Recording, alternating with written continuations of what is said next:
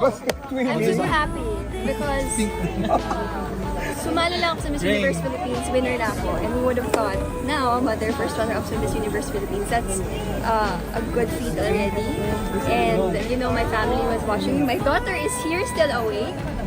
So, I'm just super happy na na-meet ko lahat ng girls. Kasi tawag nila sa akin ate, lahat nagkaroon ako ng relationship with. So, for me, winner na talaga ako. I'm so happy for Atisa. Deserving. Very, very deserving. Will Mother's Day have a different meaning for you now? Actually, it's my birthday on the 4th. Hey, happy birthday! So, siguro lang, wala namang different meaning because, I mean, di ba? Siguro ang mangyayari is talagang quality time with my family first. I spent so much time here. I sacrificed my time with my family.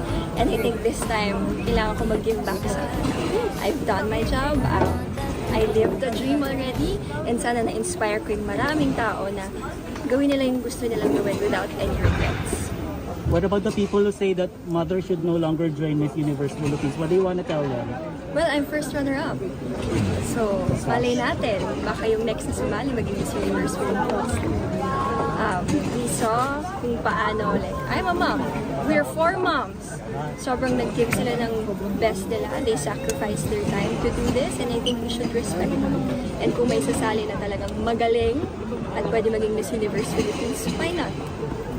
Congratulations, Winnie. Thank you. Advance happy birthday and advance happy Mother's Day. I love you guys. This is my last, so I love you guys. Aww.